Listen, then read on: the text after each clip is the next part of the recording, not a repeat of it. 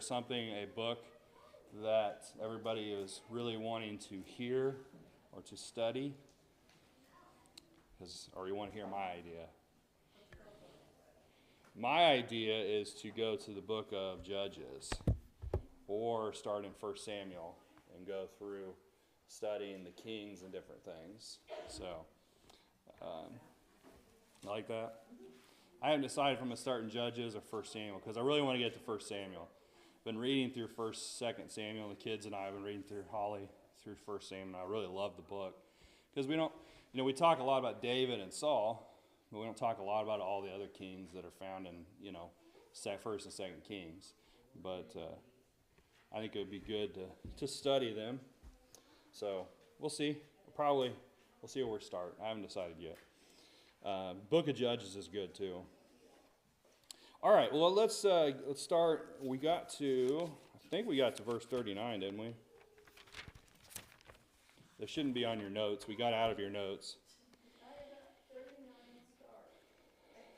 39 start. All right. That's what I thought. So I don't know what I would do if you guys weren't here, because you guys keep track of where we go. Just guess. All right, 39. So Paul, at the end, we talked about last week the fact that they were going to shipwreck. Paul told them when they were going to shipwreck. What was the purpose of Paul standing up and saying, basically, I told you so, when the storm was at that point where they lost hope? Yeah. It wasn't a, I told you so as a ha-ha gotcha, but it was what? He knew what he was talking about. And he proved himself to be a prophet, really. And by doing that, proving himself to be a prophet, knowing that this was going to happen, warning them of what was going to happen, then when he next words out of his mouth was, be encouraged, you're not going to die, they're going to be encouraged, right? This man has told us this was going to happen. Now he's telling us we're not going to die. I think we're going to listen to him. So he's proving who he is and proving that he can be trusted. And that's going to be important as we get into looking at, we read this part last week, but the skiff, remember that they would put anchors out, and then some of the men were trying to go down in ropes into the skiff, which was a lifeboat, and what did Paul say? Yeah, he says, if you get out of this boat, you're going to die. The only place of safety is in this boat. And so, that would be hard for them because in their minds, this ship is breaking up. This lifeboat is what is supposed to save them. Their first reaction is, let's get in this lifeboat. Let's get out of here so we don't die. And what do? They cut the ropes. That just shows you that what Paul did proved to them they could listen to him and prove to them that, they could trust who he is. And it says a lot about Paul. We see this throughout this whole time. And so somebody want to read verse 39 through the end of the chapter, please. Now when it was day, they did not recognize the land, but they did notice a bay with a beach on which they planned, if possible, to run the ship ashore. So they cast off the anchors and left them in the sea, at the same time loosening the ropes that tied the rudders. Then hoisting the foresails to the wind, they made for the beach. But striking a reef, they ran the vessel aground. The bow stuck and remained immovable, and the stern was being broken up by the surf. The soldiers' plan was to kill the prisoners, lest any should swim away and escape. But the centurion, wishing to save Paul, kept them from carrying out their plan. He ordered those who could swim to jump overboard first and make for the land, and the rest on planks or on pieces of ship. And so it was that all were brought safely to land. All right, so we kind of skipped over this part last week, but if you look at, they were coming, they see land, they sound how deep the water is, and it said it was how many fathoms? If I go back, 15 fathoms. So the first time, this is back in verse 28, they found it to be 20 fathoms And then they went a little bit farther, and they did it again at 15 fathoms. So a fathom was believed to be about 6 feet. So the depth of the water was 120 feet, and then it went to 90 feet really quick. So in their minds, what are they thinking? There's a shelf coming, and so they need to stop. And so that's why they anchored, and then the whole part about the skiff. So, but what do they do? Paul tells them to take nourishment, so they eat, and then what do they do with the rest of the wheat? They threw it overboard. What was the purpose of that? Yeah, so I don't know what the word is, but I would say buoyancy. They're going to be higher in the water, right? And so that would allow them to be able to get closer to land. And so, verse 1, it says, and they did not recognize the land, but they observed a bay with a beach. And they planned to run the ship if possible. So their plan was, we're going to aim for the shore. We're going to just run the ship aground. It's already tore up. It's already in bad shape. We're going to lose it. Let's try to get to the land.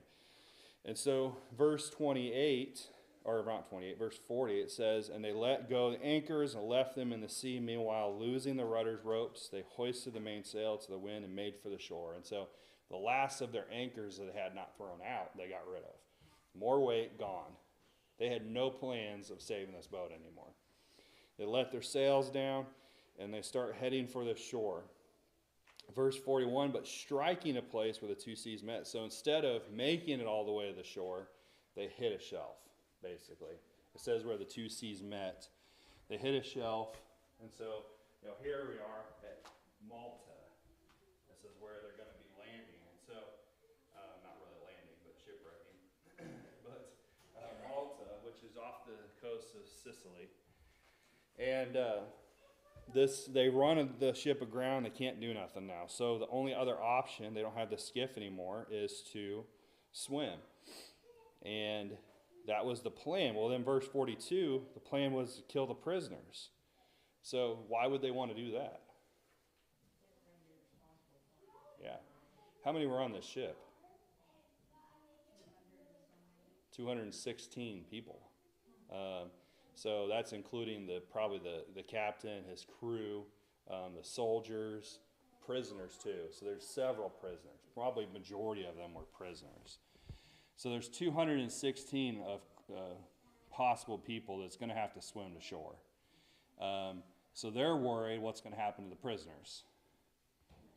Yeah, some of them are going to be really fast, get to the shore, and take off. But it's interesting what happens. Well, the next verse, verse 48, the centurion, he wanted to say, Paul kept them from their purpose and commanded those who could swim should jump overboard first and get to land. And so the ones that could swim go first. They would swim to land. Then the rest of them, verse 44, some on boards and some on parts of the ship. So the ship has been destroyed at this point. Pieces are floating away. The waves are still, and that's a detail we might skip over. This storm is still raging. It's still these big waves. It's still the wind. It's still the cold. It's still the rain. And could you imagine trying to swim in the ocean in this kind of weather? It's crazy. But some of them floated ashore. And so what did it say in the end of verse 44? And so it was, they all escaped safely to land. What did Paul say was going to happen? Not a hair on their head would be lost. Each one of them was safe. But what does that say about the prisoners also? Some of these prisoners are going to Rome to probably lose their life. More than likely, most of them. But they didn't escape. What does that say about Paul and his example? They trusted Paul, and they had a lot of respect for Paul. Even the prisoners did. They did exactly what Paul said to do, and they all lived. And I think it's just pretty interesting. But not only that, because Paul was living a righteous life, because Paul was doing what he should in serving God, think about all of these people would have lost their lives if it wasn't for God. Because did God have a part in this and saving them? I think so. God said you're not going to die. I think God had a providential care in taking care of Paul. And even the point where the centurion said, no, you're not going to kill all these prisoners. If Paul wasn't there, what would have happened? Probably would have killed them all. And so it's just interesting to think the righteousness of Paul helped save many other people. They were blessed by his righteousness. They were blessed by his godly life. What does that say about us today? Can our communities, our nation, be blessed by our righteousness, by our godly living? Yes. They may not be doing the righteous things, but God blesses a nation that serves him. God blesses a people that serve him. And so you think about it, our community is a great community. And a lot of good things happen, a lot of good people, but we also think, we live in this community. A lot of us do. Maybe we are the ones that are helping bless this community. God's blessing this community because we're trying to live a good, godly life. So, something to think about. But anything else on chapter 27? All right, so they have now shipwrecked. And chapter 28. Somebody want to read verse 1 through 10.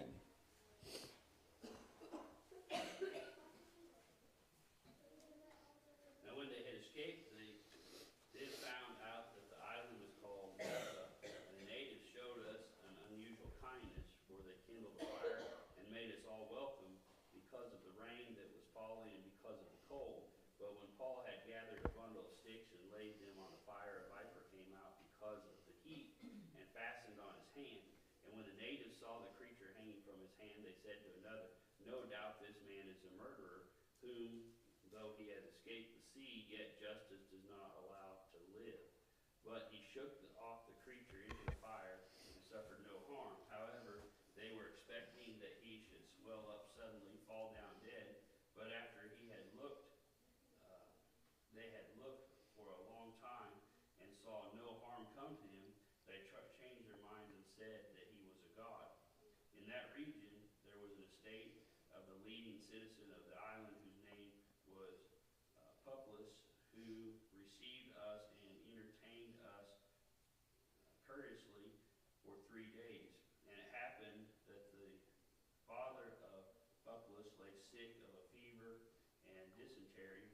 Paul went into him and prayed, and he laid his hands on him and healed him.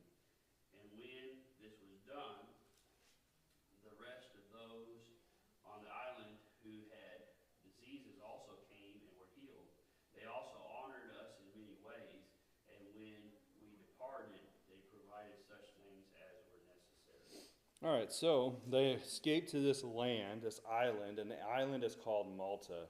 I think the King James says Melita, but it's the same thing. That's really the Greek word close to it, but Malta here. Malta, the name means honey. It's a Greek word for honey.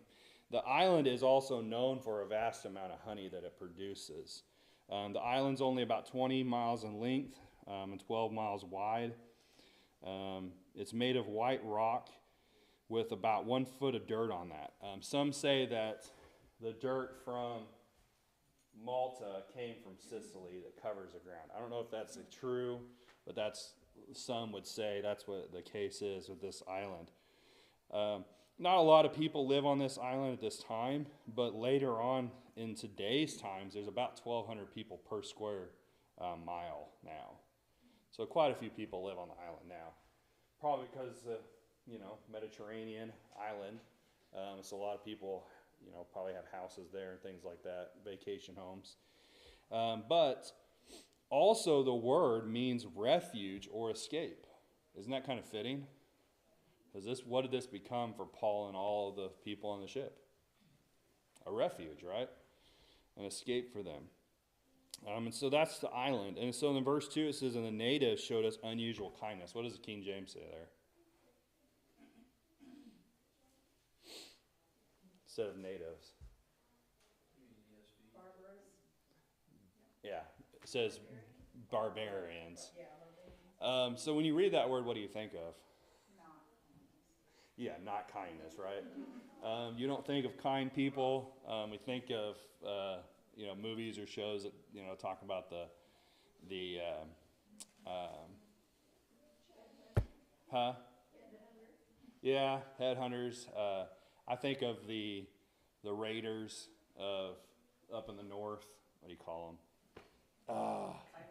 Vikings. There you go. That's the word, Vikings. That's what you think of, right? That's the word that we think of, Vikings or something. But that's not the word. The word really better is translated natives. Does ESV have natives? I thought it did. And so the word means those that do not speak Greek. So it does not mean barbarians as we would think. But it means those that were not ones that spoke Greek. So they did not speak Greek. So anybody outside of the Greek language was called barbarians. And so Kaufman said they spoke a language derived from Phoenician and were little affected by the Greek-Roman culture. Their conduct as one proved to not be barbarous in the usual sense of the word. So Phoenician. That comes from Phoenicia, which is down here. And it was believed that a lot of the settlers of Phoenicia, because they were big on trade throughout the Mediterranean, they settled a lot of the islands. And so even as far as Malta, they settled there. And so it was a descendant of the Phoenician people that did not care or have part much in the Roman culture of that day, which is interesting. And so they were called natives. I think it's a better word to use there. But they were nice. And so barbarian is not a good word for it. But says they kindled a fire and made us all welcome because of the rain that was falling because of the cold. And so this would have been October. You think about the is it latitude or longitude? Left and right. Latitude. It's pretty far north. You think about it. They still, they're going to have cold winters, kind of like us. So it is, October is getting colder. And so as we talked about, this storm is a type of hurricane, kind of like a hurricane that had happened. What do hurricanes bring? A lot of wind, a lot of rain, right? So a lot of rain's falling, it's cold. And so they're probably cold. They've been in the water swimming. They come to land. The natives there then are welcoming. And which is interesting. You think about 216 people show up on your island. It might have scared them a little bit. I don't know, just because it's a lot of people, especially because they're soldiers. But they're welcoming. So the way that I have always thought about this, and maybe I'm wrong, the natives showed us unusual kindness. They thought dinner showed up. They were not cannibals. Hey, Emily just looked at me and said, "Why does people eat people?" Yeah. That's what I always thought that. Really? Yeah. Dinner is here. Yeah. Really? When I hear barbarians, I think of cavemen. I don't know why. I go back to the Flintstones. Back to the Flintstones. And yeah, because it says unusual kindness. That wasn't their normal to react that way. That is true. So I always just. I looked at it as the unusual as they were not expecting the kindness from the natives is what that's how I approached it. But that's interesting to think about. If it had barbarian before it, I would think that too. Yeah. As opposed to native. Yeah. Because then I'd be like, oh yeah, dinner's coming. Yeah. They're going to raid them and all this stuff. Yeah. And I mean, who knows? There could be islands out there that bait people. Who knows? There's a lot of islands. If you think about it, there's a lot of islands in the Aegean Sea. Yeah, that's true. Huh? There's still cultures that practice They that do. way, They do. which is why I thought it. So how it reads to me is that they're unusual. They weren't expecting the kindness that they got from, especially because you think about it, these are Roman soldiers, so they probably have their swords. They probably, they're still protecting and trying to guard these prisoners. And you can imagine they're all in bonds, these prisoners. So it's not looking too great when they get on the beach. Dinner's already in Jeans are on chains. They're thought of it that way. Now I'm going to think about that when I read this. But anyways, verse 3, it says, when Paul had gathered a bundle of sticks and laid them on the fire, a viper came out because of the heat and fastened on his hand. So, it's interesting, Paul is helping. He goes out, he's collecting sticks, collecting lumber to help stoke the fire. But as he's doing this, the natives are standing back watching. And I love this account of Paul, because they're sitting back watching, or, they're working too, but they're looking at Paul doing this work. And they see this viper come out and latch onto his hand. Now, there's some people that have problems with this, saying that, well, this couldn't have been Malta because Malta today does not have vipers, does not have poisonous vipers. Well, there is a great amount of people that live on the island now, so there's a good chance that they have gotten rid of the venomous snakes by now. But it is Malta, because it's the ones that are saying this are critics of Luke. They're trying to say, well, Luke's details are not right. They weren't on Malta. This is not the right place. But that's not true. But here he has this viper come out, and it latches on his hands. And the natives are watching this happen. And then notice verse 4, it says, when the natives saw the creature hanging from his hand, they said to one another, no doubt, this man is a murderer, whom though he has escaped the land, yet justice does not allow him to live. What is going through their minds? Karma. Yeah, really is what I think of as karma. For one, what did they survive from? A shipwreck. Okay, so they had this shipwreck. They're prisoners. Paul's obviously a prisoner to them too. Then that didn't kill him. So now he's on land, and this viper now comes out and latches onto his hand. So in their minds, they're like, really, he's supposed to be dead. He must be a terrible person. And it says justice there. Now, if you're reading from the King James, justice is capitalized, isn't it?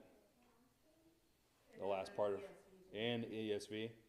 So, because it's capitalized, it's believed, because, we read it in New King James, it's not, it's lowercase.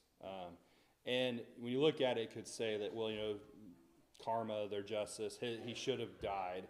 So obviously, this is him now finally meeting his end. But because it's capitalized, it is believed that this is they're referring to their goddess, Justice. Kaufman says Justilla was the daughter of the ancestor of Zeus, the avenger of crime. So their small gods who they worshipped, they looked at this Justice as someone that was going to kill Paul. She tried to kill him. He survived once. Now she's trying to kill him again with this viper, and he's going to die. But does Paul die? No. Verse 5, it says, but he shook off the creature into the fire and suffered no harm. So you just imagine them watching Paul. He's gathering these sticks. This viper comes out and grabs him. He just off into the fire and goes on. He would have died. Well, yeah. So James version doesn't even have the justice. it doesn't? Oh, vengeance. We're not crazy. Interesting. She's like trying to find that word. She couldn't find it. I knew. Okay, that's what I was reading. I thought it was ESV. I read that.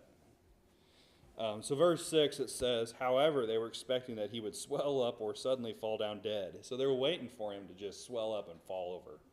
They're like, he's going to die now. He's a goner. But he didn't. After they looked for a long time and saw no harm come to them, changed their minds and said that he was a god.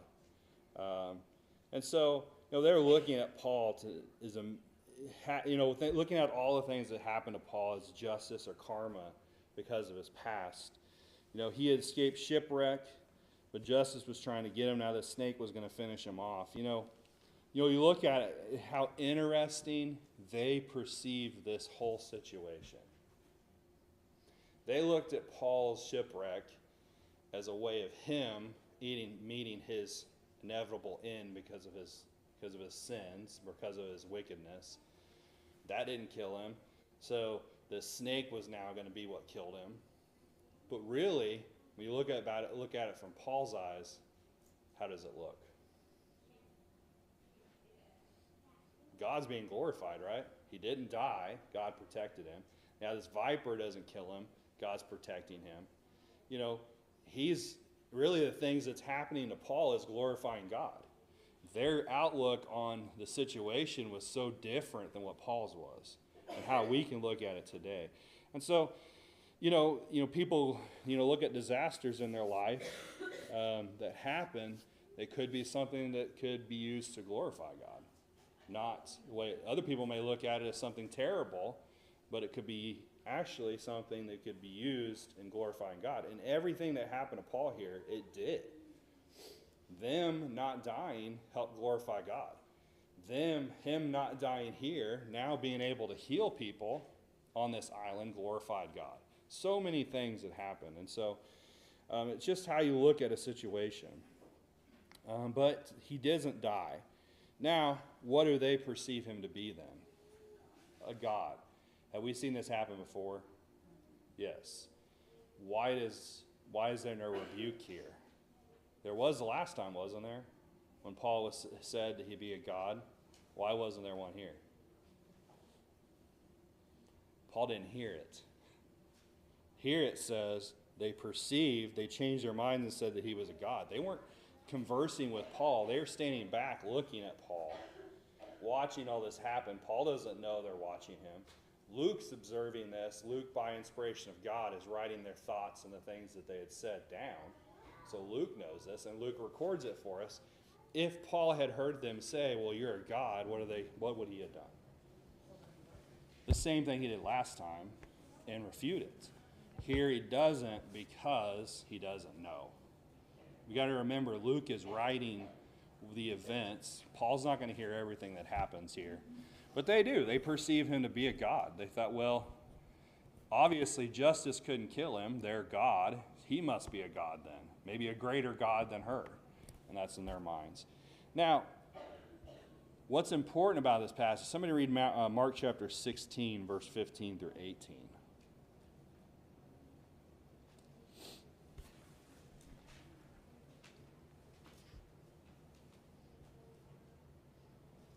And he said unto them, Go ye into all the world and preach the gospel to every creature. He that believeth and is baptized shall be saved, and he that believeth not shall be condemned. And these signs shall follow them that believe. In my name shall they cast out devils. They shall speak with new tongues. They shall take up serpents, and if they drink any deadly thing, it shall not hurt them. They shall lay hands on the sick, and they shall recover. What did Jesus say would happen to his disciples that went out in his name? What was one of the things included there? They would pick up serpents and it would not harm them. What did Paul have happen here? Bit by a serpent. He got bit by a serpent that was venomous. It did not kill him. This is proof of fulfillment of that prophecy or that promise in Mark chapter 16. Paul's a living proof of that. He didn't die. Jesus was protecting him. And so that brought about glory to God, didn't it? It's a miracle. And so that brings us to verse 7. It says, and in that region was an estate of a leading citizen of the island whose name was Publius. Now this word means chief man. And this is another point where critics want to say that Luke did not know what he was talking about. Well, it was found in archaeologists' finds some inscriptions of a reference to this name, this title of an official of the land. This name is a title, kind of like Caesar, things like that, given to the chief man of the island, the chief citizen of the island, the governor in a sense. We saw that also in Cyprus with the name that was used there. Critics wanted to say that was the incorrect word. Then it was found on inscriptions later, proving Luke to be right. Here's another detail that Luke gives that is correct and proved to be accurate. And so this chief man, entertained them for 3 days. Now, he's saying us, Luke is. I don't know if he means us as in Paul, Luke, and a few others, or if he means us as in all 216 people. I think it has to include all, because I believe that they're here for 3 months on this island, because we're going to see verse 11. It says, after 3 months, we found a ship of Alexandria that was there, and went out. I think that this chief man did his best to really take these 216 people in and take care of them for 3 months. Now, in his personal house, probably not. It would have been a group effort, but he made a point to make sure that they were taken care of. That's pretty neat. It's pretty interesting. He entertained us courteously for 3 days. And so in verse 8, well, that was 3 days. In verse 8, it says, and it happened that the father of Publius lay sick of a fever and dysentery. Now, what does the King James say there instead of bloody flux? That's exactly what it means. This word here means a gastric fever. It's an infection of the guts. So he had the diarrhea, and it was bloody, and it's fatal. That's what's important about this, because he had a fever, he was infected. His bowels were infected. He was going to die. There's no fix for that at that time. Today, a person would get antibiotics, and they would fix it. 4 days. Yeah. Speaking of experience. But that would be dealt with today, but during that time, that was a deadly thing to have happen. And so this man had this fever, had this problem. Paul went to him and prayed, laid his hands on him, and healed him. So that's Paul now praising God. He's showing who he is, a man of God. And so then verse 9 says, so when this was done, the rest of those on the island who had diseases also came and were healed. And they were honored as us in many ways, and when we departed, they provided such things as was necessary. And so Paul then was able to reach the people of this island. He healed many diseases. Now, it doesn't tell us what here. Huh? Yeah, there's nothing about conversions. And I think that's interesting about this island. Paul spent a period of time here. All of these events happened that were miraculous, but it's not recorded that anybody was converted. It's not even recorded that Paul taught here on this island. But can we imply that probably this did happen? Huh? Infer, not imply. Infer. He did. So yeah, that's true. He did teach by example. But what was the purpose of miracles every time? To confirm the word. So since he was doing miracles, and by his example and teaching the example, I think it's a good important point too. He was teaching, and I think that he did teach. It's just not recorded here. Yeah. You can imagine having the attention of the people like this and being Paul. He's not going to just sit back and say, okay, well, that's all I'm going to do. He's going to teach. But I think it's interesting detail that Luke does not include anything here about him teaching as he did in other places because he was given liberty, wasn't he? Everywhere he went. And so he had the ability, he had the opportunity, according to the centurion, to be able to do that. And so I think that we can infer that he was teaching. Wasn't this one of his missionary journeys? His last one, yeah. Yeah. It was Canada's one, so. Yeah, he did. He's taught several times along this trip in bonds. And I think this is another one, even though it's not recorded. Because miracles always associated confirming the word. And he's not going to do miracles unless he can then confirm the word. There was a purpose for it. So we see that here. And so they were honored in many ways. I think that probably means they were treated well, they were cared for, honored for the things that Paul was doing and the things that was going on. And they were good people, helping them out. And then they gave them everything they needed for the rest of their journey. And so notice, as we talked about already, but these 216 people are all being blessed in every step of this way because of Paul and his righteousness. And so I think it's an important point to notice. Any questions or comments? I think we'll have to stop there. We're out of time. It would be interesting to know if any of the prisoners were converted, because like you said, some of them were on their way to their death. Yeah, and they were there for everything Paul did, for sure. Yeah. So we're not told, but I would say there probably had to have been. So, all right, thank you guys.